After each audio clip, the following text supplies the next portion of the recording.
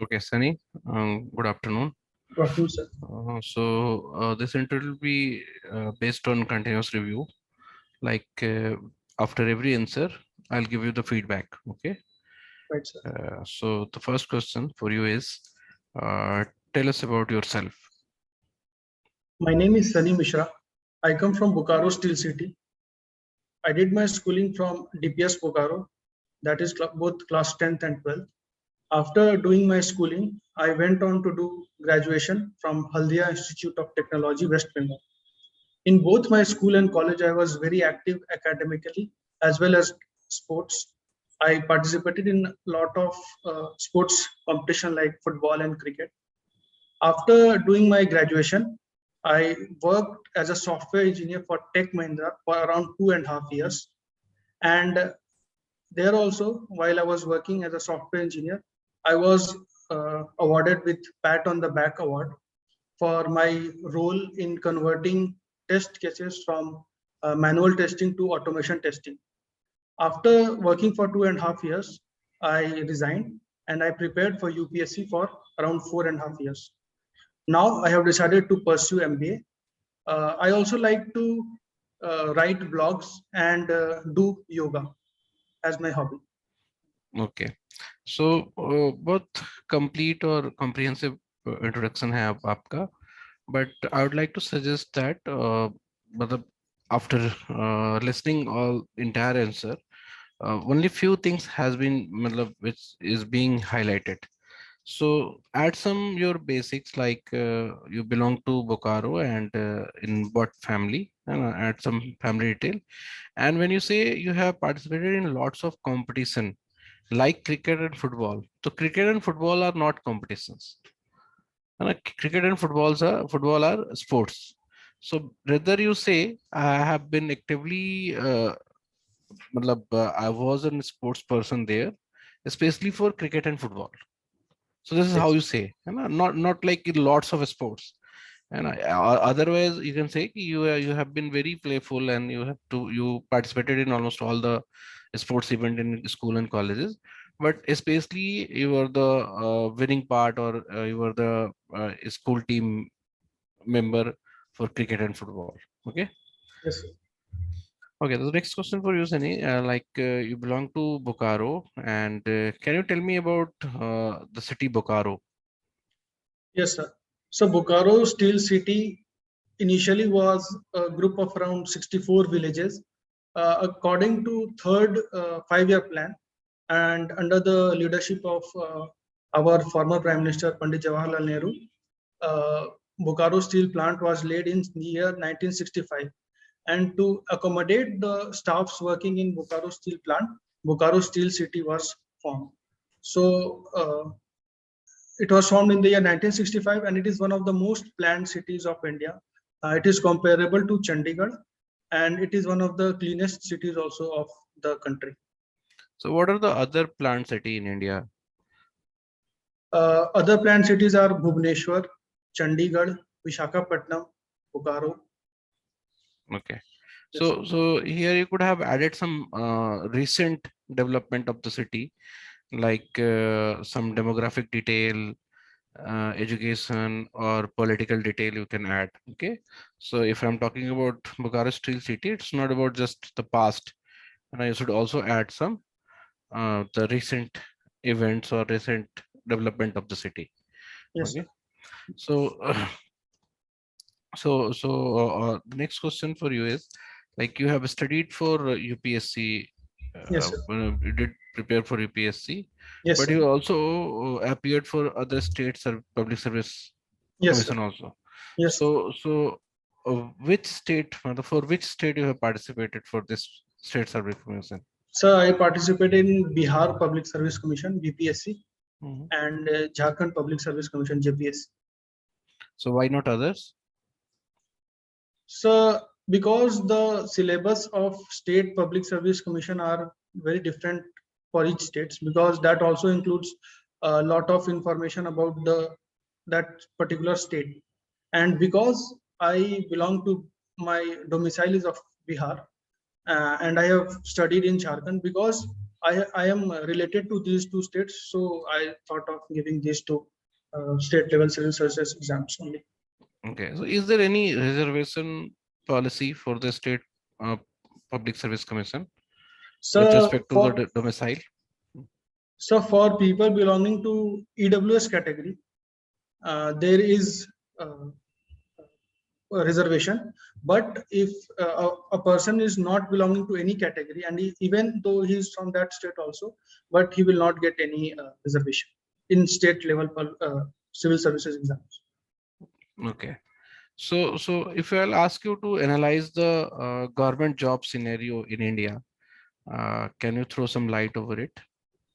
So the government jobs have reduced drastically over the past 5 years.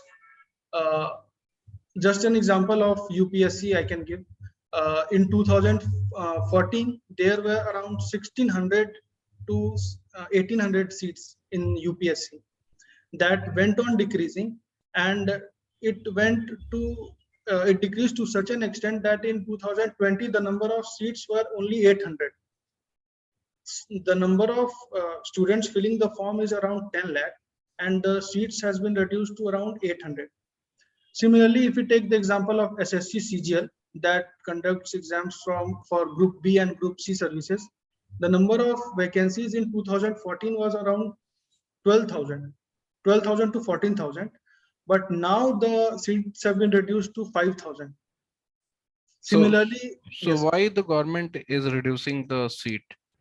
Uh, government it- is so because if a person employs a person, the payment has to be made through the taxpayers' money. So government is trying to outsource as much work as possible of the organizations that can be done through private companies also, so that the people can be employed for a fixed amount of time period only, and the work is done. Government does not want to burden itself by providing employment opportunities and paying it till the age of 60 to 65 years of age. okay. So here you could have also added about non-commissioned jobs that exist these days, like the all the departments or the policy-based departments that is being created, like Swachh Bharat Mission or Rurban. Uh, these organizations are hiring through campuses or from campuses on non-commission basis. So they Yes, don't have to keep the employee for the retirement and give all the government-based facilities. Okay, so those jobs, number of those jobs has been increased, and that's why commission job numbers has been decreased. Like you said, that they are making it, matlab they are doing it through private organization, yes, and they are giving scope for them to hire and do the work, in a limited period of time. yes. So the next question for you, Sunny, in what industry you would like to go after your MBA? So, because I have the experience of working in IT field, and I would also like to work in to have my specialization in MBA in IT only. So, when I go into IT, I would like to work in e-commerce companies like Amazon, Flipkart. So that is my So, long-term so, goal. so, so can you give me some detail, like what are the other company exist other than Flipkart and Amazon, and what is the industry scenario right now? So basically, if we consider IT companies, they are divided into two categories. First is the uh, service-based companies, and the second is the product-based companies. Service-based companies are TCS, Wipro, Tech Mahindra, L&T, Infotech. What they do, they take the contracts from MNCs of Western countries like America, Europe, the the big uh, banking companies of USA like Morgan Stanley and other telecom companies like AT&T, they outsource their work from these service-based companies. So these service-based companies, they keep on getting contracts uh, from the European companies and American companies, and they carry on their But projects. Sunny, I did ask about the sector where you are interested in, like Yes, e-commerce based sectors. So, but you started answering for the entire IT sector, you know? yes, So yes, better focus over the e-commerce sector one. yes, yes. So you can answer again. So I have to name the e-commerce companies. No? A few more companies and what are the industry structure right now? Matlab, how much business they are making and what are the growth prospects? These things. Yes, sir. So there are various e-commerce companies at present in India. The biggest one is Amazon. After that Flipkart and Snapdeal. So and recently Reliance has also entered into e-commerce companies. So because of the COVID and So, lockdown, but you what? are taking very few names. Matlab, is this industry actually growing or is this industry or has this industry have some scope to grow? Because all the name that you are taking are big names only. So tell me what are the opportunity for the newer company or new company who wants to in into e-commerce sector? So at present, if we see, then we have the monopoly of these companies only, like Amazon, Flipkart, and Snapdeal. Any new company, if it wants to enter into e-commerce and try to sell all the products that are already being offered by these companies, then it would be very difficult for it to survive until and unless it has got the backup of uh, some very good investors. So I think that at present the monopoly of these companies are going on. However, if an e-commerce company wants to trade in a particular niche, particular product, then it can grow at present. So that Okay. is my take. So what are your opinions about Grofer, which has now converted into Blinkit or other companies which are providing grocery in just 10 minutes? So do you have any idea about that? Yes, sir. There are companies like Groffer and I think so. I'm not getting the name other than Groffer at present. But these companies they promise to deliver the products within 10 minutes. So that is fine. But if we see in the long term, then most of these companies they will make the small stores that employ a large number of small retailers. They would make these stores redundant. So what government has to do at present, it government has to ensure that there is a limited amount of investment in these companies. Along with that, there should be a fine balance between the growth of these companies and the growth of the retailers that employs huge number of people in the country. Okay. But Sunny, matlab, you were little short in answering these questions. So while talking about e-commerce companies, you could have talked the entire rainbow of the companies like Amazon and Flipkart, the one company which has multi-product stores, है ना? Hmm. And they have their own tie-ups with the companies to sell the product, and also many companies or many manufacturers can sell their product directly from that Yes. platform also. But Yes. apart from that, there are other channels where you can find very specific type of companies. Like you have e-commerce portal for medicines, you have e-commerce portal for health-based products, and they are running fine. They are running good in their domain. Or these companies which are providing groceries, they are also e-commerce. They also come in e-commerce domain. So you Yes. have to study a bit more about the domain Yes. or the industry where you would like to go. Okay. Yes. Yes. So that's what you need to do right now. Okay. Yes. So let's change the topic here. Uh, you were talking about government needs to create a fine balance between growth of e-commerce companies and the retail company. So don't Yes. you think it's quite unethical or it's quite not with the accordance with capitalism that we follow, like everyone should have equal opportunity to grow and those who are capable should grow more, and also the government interventions can be or can lead to unequal or biased growth. So first of all, India is a mixed economy where we have both capitalism and socialism. So So government, how do you say that? Why India is a mixed economy? Matlab, how can you prove that India is a mixed economy? so because when we got freedom, I have to go to the history, sir. Okay, go. So because when we achieved freedom in 1947, around 90% of the people were living below poverty line. So if we consider that scenario in 1947, and if we had allowed India to become a completely capitalist country, then we would have only a few companies to that they would have grown at that time, and only a few number of people would have got the opportunities to work in those companies. So the country of the situation of the country could have worsened when if India would have allowed capitalist type of economy in 1947. That is why our founding fathers of our country, So they, Sunny, matlab, that's fine. And but it's not the answer of my question. And yes, I just ask you that you said that India is not a capitalist economy, it's a more yes, of mixed economy. yes, So I just asked that how can you prove it? yes, sir. So even though India has allowed FDI, but it is limited, and it is not allowed in nuclear reactors. Railways also it is restricted.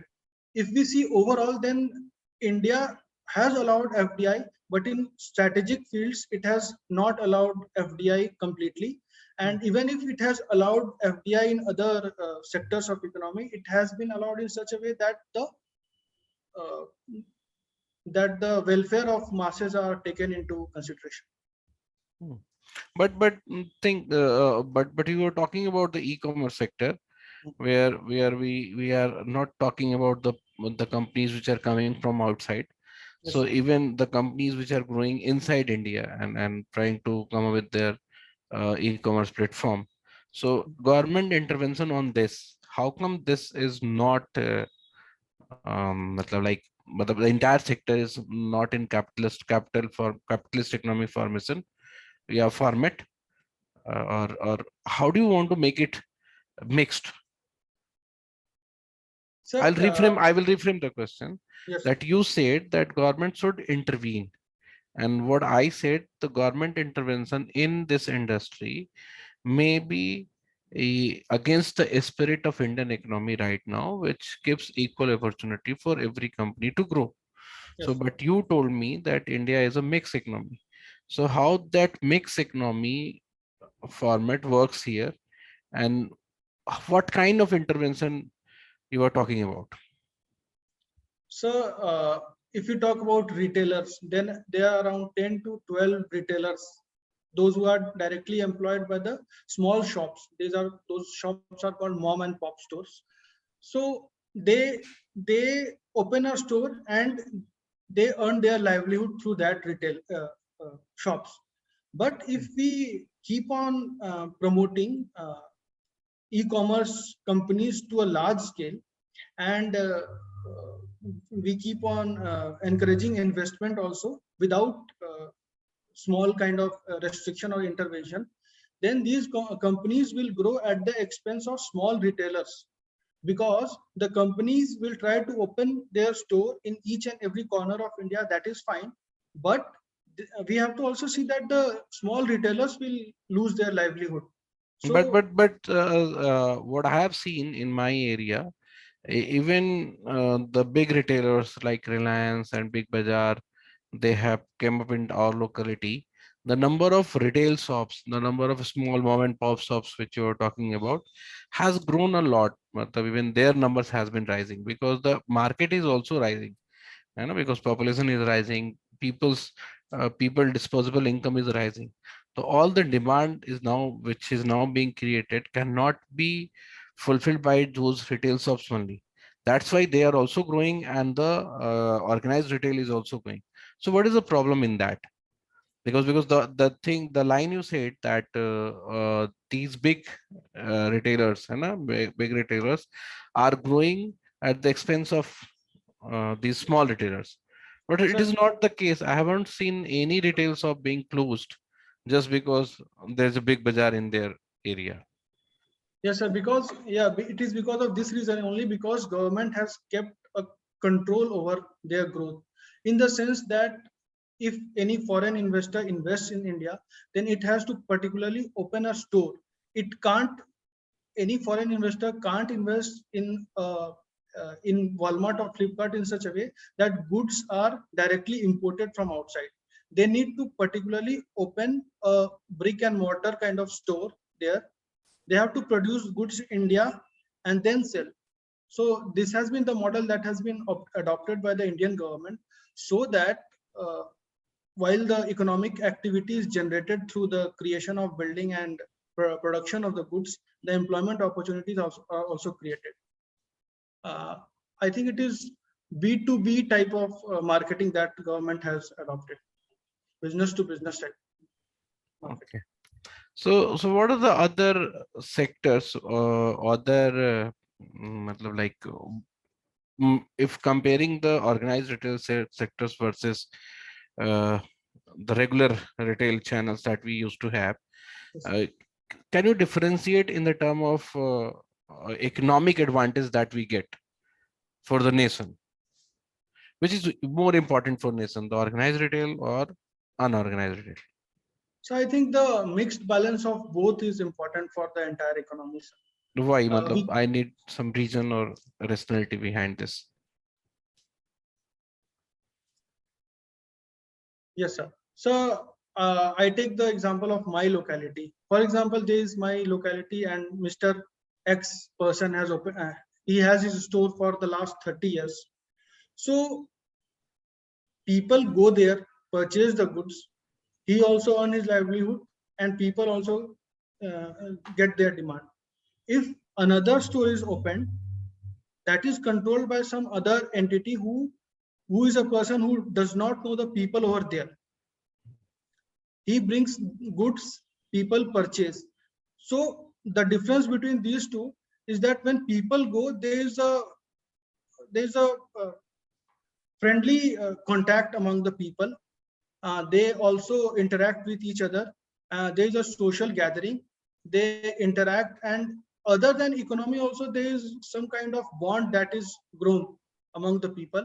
If we have a store that has been formed a long time back, whereas if another store is opened, that is it is controlled by an entity who is alien to that place. So the people don't know actually about who the owner is. They simply go there, they have the product and go back to their home. So So that again, you are human. going beyond the question, matlab, the question was just like which of these is more important to the Indian economy.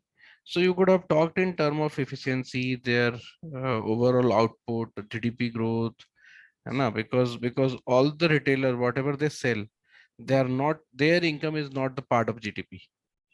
But any revenue that is being provided by or produced by big retailers, they are the big part, or they can be the part of the GDP. Yes, So of course, in term of employment, the organized retail sector is, has been able to sell more.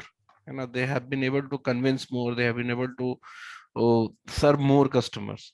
So yes, if they are providing the employment in their area, like if there is a big bazaar in my locality, that yes, big bazaar is also employing 100 people. And if those 100 people, if they would have opened their shops in our locality, it won't have that impact on economy which yes. big bazaar has.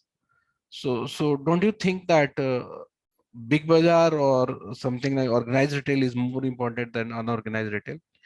So So despite if organized retail is growing and those people who have opened their shops, they might not get more opportunity to open their shops, or they will limit their revenue, but at the same time they will also be pushed for more efficiency, more better way of functioning their shops.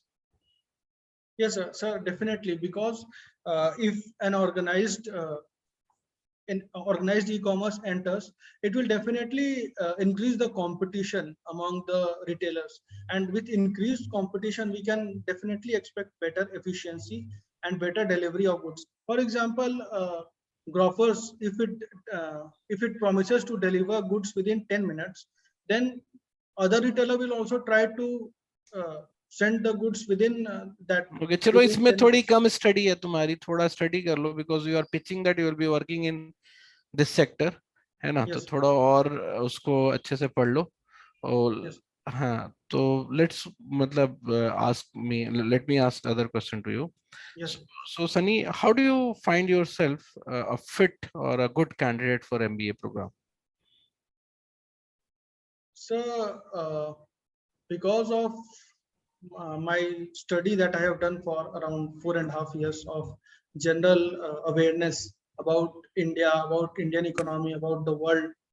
So I feel that my knowledge that I have gained can be uh, can be turned uh, into some specialized skills of MBA with a specialization in IT or marketing or finance, and the combination of that my and that knowledge along with that specialized skill, along with the peer learning, that can definitely help me gain leadership skills and skills that would enhance me, that would enable me to enhance my contribution to the country and to the company that where I will work. ये भी थोड़ा वो है, week answer है। Your candidature has not been मतलब hasn't come from your UPSC preparation, है ना, Yes, just understand this fact, because 99% or 95% of other candidates might not have any UPSC preparation background. Okay, yes, so you need to talk about your BTech and your work ex and your thought process, your capability, मतलब skills which you have right now versus skill that you are going to acquire, इसको compare करके तुम्हें जवाब देना yes, है ना। So you are fit for an MBA program because you are an engineer, and so you know the IT environment or technology environment, so you can learn better the MBA IT part. You have worked in Tech Mahindra for 2.5 years, which has give you the organizational working and insight of organizational working and how a particular organization works in order to produce the goals of organization or reach the objective of organization. And yes, also with this UPSC preparation, you have explored the other component of economy, and which is like not only economics but also social and geographical and political, and so all these factors which impacts the organization and economy. So now you are a very matlab, your all the knowledge or all the platform that you have created in you is very receptive for the knowledge which is will be you will be getting in MBA program. yes, Okay, ऐसे करके तुम्हें जवाब देना है, yes, ठीक है। तो so the last question for you is, Sunny, yes. uh, uh, what are your strength and what are your weaknesses? Give at least two for each. Okay, sir. So first of all, I am extremely passionate about learning, sir. Whenever I get free time, I keep on reading. I keep on writing blogs. In fact, there is one social media platform that is Quora that was launched in 2012. So in that also I wrote actively, and I have been writing there actively. So that is my strength. I am extremely passionate about learning. Secondly, I would say that I am very adaptive kind of person, because if I retrospect, then I see that my background has been electronics and communication engineer. There I studied, then I transformed into software engineering. After that again UPSC preparation, and now MBA. So I have been able to adjust and adapt myself into learning as much as possible, and um, gain insights in the things wherever it's possible for me to get. So these are my strengths. Okay, and And what about weaknesses? so weaknesses, sir, no, first is, sir, I am a bit shy kind of person. Uh, it becomes uh, sometimes it becomes difficult for me to gel up with people. So that is my weakness. And second one is that, sir, I am not good at multitasking. uh, I can't perform many things at a particular amount of time. So, so these two are my weaknesses. Okay. Okay. So the interview has was good, and the strength and weakness part was okay, and you did tell what was needed. Just a second.